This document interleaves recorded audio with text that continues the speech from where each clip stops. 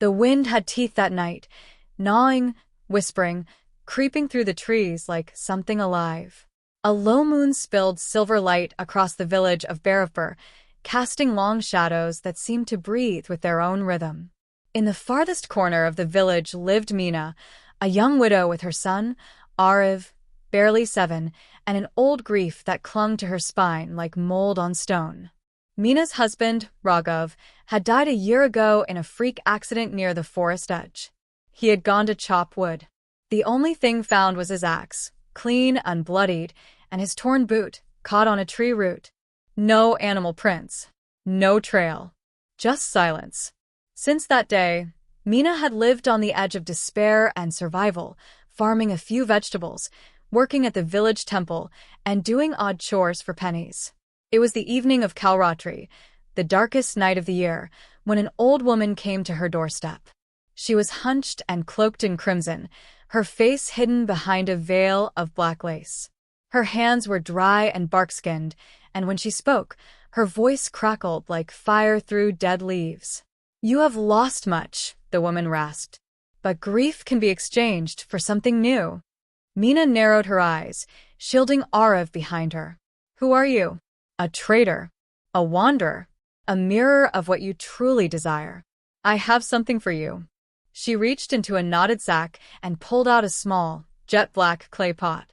Its surface was etched with faint markings, undecipherable, almost moving if stared at too long. "This is a doricum, a pot of doubling," the woman said. "Place anything inside it before midnight. When the sun rises, it shall be 2. Mina's breath caught. Her hands trembled. "You're mad. Get away from my house." But the woman did not flinch. She placed the pot gently at Mina's doorstep and backed into the shadows. "You'll use it. They always do." Then she vanished. At first, Mina left the pot untouched.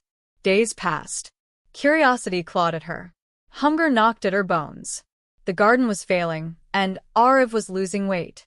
So one evening, with trembling hands, she placed a single tomato in the pot. The next morning there were 2. She laughed. Tears burst from her eyes. Then came the eggs. A bowl of rice. A worn-out shawl. Everything doubled. Within a week, she had enough to feed herself and Ariv comfortably. But greed has roots deeper than need. Soon she tried something else. She placed a silver anklet, and in the morning, another appeared, identical down to the scratches and dents. Jewelry became coins. Coins became savings. No one in the village suspected. She lived quietly, wisely. Until one night, when she found Ariv's old toy, a ragged wooden elephant that had once belonged to Raghav. Tears welled up as she cradled it. Memories surged. Raghav carving the toy late into the night, smiling despite tired eyes, handing it to newborn Ariv with pride. She held the toy to her chest and made a choice. That night, she placed it into the pot. The next morning there were 2 elephants. And something else. At the base of the pot lay a curled, translucent sliver of flesh? No, not quite. It moved when touched, like a sloughing of skin, like something had come through and shed part of itself to do so. She burned it in the stove. But the unease did not leave her. That night, Ariv awoke screaming. There was a man at the door, Alma. He had Papa's voice. He whispered my name and scratched at the window. Mina froze. "You're dreaming, baby." But when she went outside, the soil beneath the window was disturbed. Footprints. Bare. Deep. Dragging. Still, she told herself it was imagination. She told herself she hadn't done anything wrong. Until the 6th night, Ariv disappeared. She searched the house, the yard, the path to the stream. Then she heard it laughter. Raghav's laughter. From the forest edge. Clutching a lantern, heart thrashing like a snared rabbit, she ran into the trees. And there he stood. Raghav. Or something that wore him. His eyes were black hollows, his skin too smooth, as if molded in wax. His smile never touched his eyes. And in his arms was Ariv, limp but breathing. "Give him back," Mina screamed. The creature tilted its head. "You missed me, didn't you?" You're not him. I am what you wanted. What you pulled back. I didn't. Oh, but you did. His voice gurgled, shifted, echoed. The pot doesn't just double things. It pulls from the other side. And not everything wants to stay where it came from. With that, the creature turned and vanished into the forest, Arav in its grasp. Mina collapsed, sobbing. Behind her, the trees rustled, watching, listening. The horror had begun with a whisper and now screamed in her bones. Mina had broken a law she didn't understand, opened a gate she never meant to find. But she would go after her son. Into the woods. Into the mouth of darkness. Whatever price the pot demanded, she would pay it in full. Even if it meant tearing through death itself. The black pot lay in her satchel, humming softly. Almost alive. The forest had never welcomed Mina.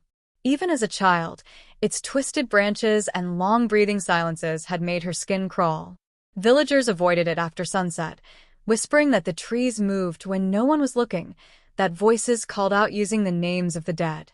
Now, as night pressed its weight against her shoulders and her only son had been taken by something that wore her husband's face, Mina stepped into that cursed woodland with nothing but a lantern, a rusted sickle, and the black pot wrapped in cloth. The forest swallowed her whole. Each step cracked the underbrush like bones. The air stank of mold and iron. Trees leaned in unnaturally. Bark gnarled like faces frozen in mid-scream. Every shadow looked like a figure waiting to lunge. She gripped the sickle tighter. Hours passed, or minutes. Time twisted here. She began to see them. Shapes between the trees. Old villagers long dead. She swore she saw her father-in-law, the one buried last spring, standing with his back turned. A woman in a torn wedding sari floated beside a rotting banyan. None of them moved. Just stared. And whispered. The whispers crawled into her ears like insects. He's not your son anymore. Should have buried the pot. You opened the wrong door. Her teeth clenched. She shoved forward until the trees parted, revealing a clearing. And in its center, a massive pit. It yawned open like the mouth of the world, cracked with glowing red veins and lined with offerings, bones, broken dolls, shrines carved from skulls. At its edge stood the thing that had taken her son. Raghav, yet not. He held Arav in his arms like a puppet, the boy's eyes wide, unblinking. The creature's smile stretched unnaturally. You followed, it said in that oil-slick voice. Good. Give him back. Mina screamed, stepping forward. Take me instead, it laughed. The sound splintered the air. You still don't understand. This isn't about you. It motioned toward the pit. The Doricum doesn't give life. It duplicates existence. But the other side, where it pulls from, it's hungry. Every item doubled leaves a door slightly more open. You're lying. Am I? The thing purred. Didn't you wonder where the extra food came from? The coin? The toys? Each time a copy there died, so you could have more here. Mina stumbled. Her knees buckled. And now, it hissed. It's our turn to come through. Your son is the last key. No, she charged, swinging the sickle, but the forest itself stopped her. Vines coiled up from the ground, grabbing her legs, yanking her back. The earth cracked as if laughing. The creature held Arav above the pit. The boy blinked once. A single tear rolled down his cheek. Mina screamed, a raw, guttural sound that tore through the woods. She reached for the pot. The pot. She had carried it here, hidden under cloth. If this was the door, maybe it could be a lock. Heart hammering, she flung off the cloth and held the black pot high. The forest paused. Every ghost, every tree, even the creature stared. You want him? Mina hissed. Then take the pot too. She hurled it straight into the pit. There was a sound, not of breaking, but shattering on a spiritual level, like the scream of 1,000 mirrors. The pit pulsed with red light. The creature dropped Arav, howling, clutching its face. The boy tumbled to the side, conscious. The forest erupted. Ghosts surged from the trees, twisted copies, mirror versions of villagers long dead and never born. They lunged at the creature, pulling it back toward the pit. It thrashed, shifting shapes, first Raghav, then Meena, then Arav, then something black and slick with too many teeth. The earth cracked wider. Light burst from within. Meena crawled to Arav, pulling him into her arms. "Mama," he whispered. "I'm here." All around them, the dead returned to the ground. The trees shrieked and burned. The voices went silent. And then stillness. Meena sat on her porch, Arav asleep inside. The pot was gone, dragged back to whatever place it came from. But the house felt colder, the shadows longer. And Meena knew the forest would never forget her. From that day, villagers said Meena had changed. She no longer smiled, never entered the forest again. And every midnight, she checked Arav's heartbeat, just in case. Because sometimes, just sometimes, she thought she saw another version of him standing at the window, smiling. The days following the pit were strangely quiet. No one in the village asked what happened in the forest. No one mentioned the burning trees or the scream that had split the sky. Meena suspected they remembered deep down, but fear makes people blind, especially in places where silence is safer than truth. Arav was safe, but he was not the same. He moved differently, slower, cautious. His eyes had lost their childlike shine. Sometimes, she'd find him staring into mirrors for too long, as if trying to see past his reflection. Other times, he'd say strange things like, "I don't like this sky." The other one had 2 moons. When Meena asked what he meant, he'd just smile and say, "Nothing, Mama." But it was not nothing. The nightmares returned. And not just for him. Every night, Meena dreamed of her house doubling, a second version of her home stacked on top of the real one, like a dark echo. In those dreams, she was not the mother. Something else wore her face, watching Arav sleep with a grin that stretched too far. One morning, while cleaning the cellar, she noticed something new. A door.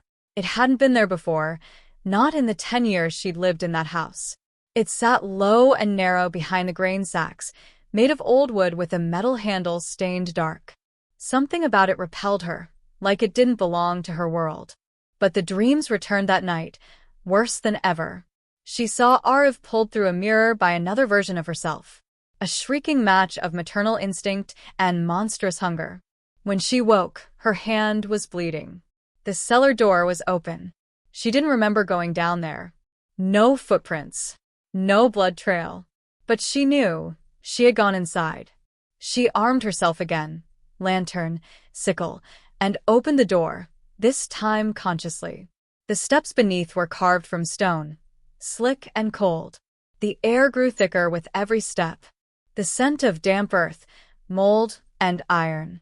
Again. But what shook her wasn't the corridor, it was what lined its walls. Shelves. Hundreds of black pots. All identical to hers. Some cracked. Some glowing faintly. Some still ticking like clocks. She staggered back, but the path behind her was gone. Only walls now. Panic clawed her throat, but she moved forward. At the end of the corridor was a round room, a ritual chamber. Symbols written in a language she didn't recognize covered the walls and floor. And in the center stood a figure. It turned. It wore her face, but older, wiser, paler. "You finally came," it said with no surprise. Meena froze. "I've been waiting." "I'm your second," it continued. From the other side. Meena gripped her sickle. "Don't bother," the double said. "We're not enemies. Not yet." "What are you?" Meena whispered. "A mistake. One-year world made by copying things without consequence. This place, the in-between, is where all those consequences collect." Meena shook her head. "I destroyed the pot." The double laughed, softly, bitterly. "One pot. You think there's just one." It gestured to the walls. "These are the echoes. Every time someone used the pot in any world, a piece ended up here. And now, this place is collapsing." Meena's heart raced. "Then why bring me here?" "Because the doubling is not over. The child, Arav, he crossed." Meena blinked. "What?" "Not fully. Not yet. But something from the other side clung to him. Like oil on skin. If you want to save him, you must stop the final convergence." What is that? The double stepped close, eyes sad. It's when the worlds merge. When doors stay open. When everything begins to exist twice, until it tears itself apart. The pot was a crack. But now the crack is widening. Mina steadied herself. Tell me how to stop it. Mina returned home. The cellar door gone again. But now she knew what to look for. What to protect. Arav sat quietly by the window, watching the moon. There's only one now, he said suddenly. What do you mean? Just one moon. I liked the two. She sat beside him. We'll keep this one safe. But behind them, in the mirror, just for a split second, Mina's reflection smiled when she didn't. The next morning, Mina woke to silence. Not peaceful silence, but the kind that swells the ears with pressure, like the world was holding its breath. Arav was not in bed. She scrambled up, her breath caught in her throat. The room looked normal, but off. Shadows didn't fall quite right. The mirror on the wall was fogged from the inside. She called his name. No answer. She ran downstairs. The kitchen was filled with fresh food that she hadn't cooked, idli still steaming, mangoes peeled on the counter. A quiet melody played on the old radio in a language she couldn't name. The cellar door was gone again. But now something else was missing, her own reflection. Every mirror in the house showed only Arav's room. It was as if they were portals now, looping into one another. When she stood in front of one, all she could see was his empty bed. Then she saw the note. It lay on the floor, folded and marked with a black handprint. He is between. Come, before midnight, or you'll never reach him again. It wasn't signed. But Mina didn't need a signature. She had seen that other version of herself, the one who smiled too wide, who knew too much. The double had crossed over. And Arav had gone with her. She packed her things, salt, turmeric, iron nails, her sickle, and the shard of the original black pot she'd kept hidden. The moment she stepped outside, the village was no longer hers. Everything was doubled. Trees layered on top of trees. A sun that bled two shadows from her feet. Birds frozen mid-flight. A woman walking backward while her double walked forward in the same skin. Reality had started to overlay. A man passed her with two faces, one laughing, one weeping. A cow mooed from two mouths, echoing in delay. Mina clutched the sickle tighter and pushed through the ghost village until she reached the banyan tree at the edge of the forest. And there, leaning against the roots, was the double again. You came. Where is he? Mina hissed. The double turned. He's in the place between heartbeats. You can still reach him, but you must pay the toll. What toll? The double stepped aside. There was a hole beneath the tree. Not a natural one. It pulsed like a wound. Red earth crumbled at the edges. Mina looked down, and the hole stared back. He's inside, said the double. But so are you. Mina stepped to the edge. I'm not afraid of myself. The double gave her a sad smile. You should be. The fall was instant but endless. The earth swallowed her like breath drawn through a pipe. Wind screamed past her ears. But there was no impact. She landed softly. On white dust. Beneath a purple sky. In front of her stood two Aravs. One looked exactly like her son. The other, his skin slightly grayer, his eyes duller, his smile too wide, stood beside him, clutching a smaller pot. Both boys cried out to her. Mama, help me. They spoke at the same time. But only one voice was real. She closed her eyes. Listened deeper. The world here was a liar. Every shadow whispered. Every rock hummed with memories. One voice trembled with real fear. The other echoed like practice theater. She opened her eyes. Held out her hand. The real Arav ran to her. The fake one screamed. Not in fear, but in rage. Its body began to crack and split. From its mouth, other versions of her son spilled out. Twisted. Melting. Wrong.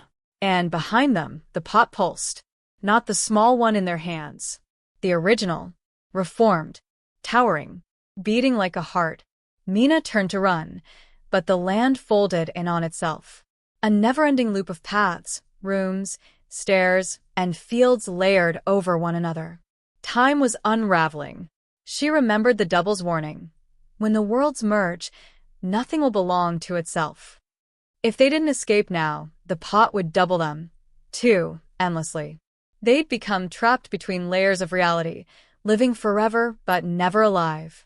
She poured salt in a circle, crushed the turmeric across her wrists, held Arav tight, and with her last iron nail, she stabbed the shard of the broken pot into her palm, letting the blood fall into the earth.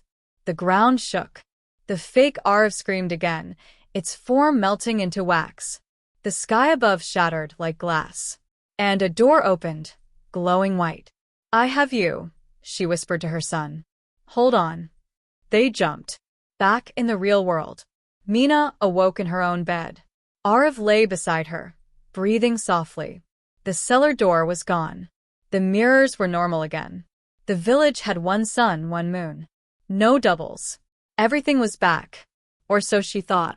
She walked past the hallway mirror that afternoon, cradling Arav in her arms. And just for a heartbeat, a sliver of time, the mirror showed her holding two boys. And one of them smiled with a mouth full of teeth too sharp to be human. For weeks, the village remained quiet. Arav played with his toys again. Mina even allowed herself to smile. But something hung in the air, something unspoken. The villagers whispered. People stopped entering Mina's home. Children were pulled indoors at dusk. The elders said nothing, but their eyes never left the horizon. And then, the earth began to breathe. Not tremble, not shake. Breathe. Pulsing beneath the ground, especially near the banyan tree. The birds stopped singing. The cows gave milk that spoiled within minutes. A thin, invisible fog settled over the fields, like sighs from something sleeping too long. One morning, Mina opened her front door and found the pot waiting for her. Not the broken shard. The whole one. Sitting in the dirt like it had never left. No cracks. No marks. But now, it had her handprint embedded into its side, fresh and red, as if marked in blood. She didn't scream. She just picked it up. And for the first time in her life, Mina felt the pot speak, not in words, but in hunger. It began slowly. A flower bloomed overnight on a dead tree. Then the flower became two. Then the tree became two. The next day, Mina saw two suns rise. One golden, one blood-red. Children came home speaking in echoes. A woman gave birth to twins. One human, one silent, unmoving, but with eyes that followed you when you weren't looking. Time warped. The village clock tower rang 13 chimes at noon. Then 13 more 5 minutes later. And then one night, Arav woke up screaming, saying someone who looked like her stood at the foot of his bed, just watching. "She whispered, Mama," he cried. "She said she's the real one." Mina knew the truth. The pot was no longer doubling things to grow. It was now doubling things to replace. The elders came to her house. All of them, dressed in white, faces drawn, eyes red with sleepless nights. They carried old books, scrolls, charms. None of it helped. "You've opened the path," the oldest woman said. "And now it won't close without a final offering." "What kind?" Mina asked, though she already knew. "A willing life. The one who caused it, or the one who was saved by it?" Her. Or Arav. The pot had never been magic, it was a test. A curse wrapped in desire. Every soul it doubled added weight to a balance. One she had tipped too far. And now, the only thing that could seal it shut forever was a life freely given back. The last midnight. That night, Mina sat in the cellar again. The pot in front of her. Arav asleep upstairs, unaware. She wore the red sari from her wedding day. She placed turmeric and salt around the pot. Drew the ancient sigils the elders gave her. Lit the ghee lamp with 3 wicks. And she spoke to the pot. Not as a victim. Not even as a mother. But as a woman who had made choices. "I brought you back. I tore open your door. I walked into your trap and took what wasn't mine to take. But tonight I end this." The pot pulsed once. Then again. And then it began to crack open from the inside. The earth groaned.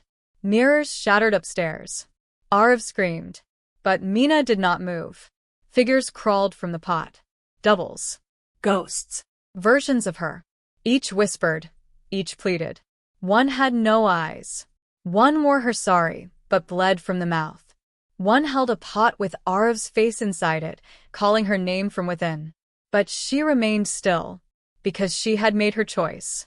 Arv stumbled into the cellar doorway, crying, "Mama, don't. Please don't go." She looked at him. Every part of her screamed to run, to hold him. But she smiled, and sang him the lullaby her mother used to sing. Chandamama dorka, pooch hein tumsy dorka. He reached for her. But she took the shard of the original broken pot from her blouse and plunged it into her own chest. Blood hit the clay. The pot screamed. Light exploded. The cellar filled with wind, with howls, with every face that had ever been doubled. And then, silence. The pot crumbled to ash. Arv woke in his bed. The cellar was gone, bricked over. No more doubles. No more voices. Just one sun, one moon, and only one shadow beneath his feet. He would grow up remembering her. People would whisper she was mad. She talked to a pot. But he would always know.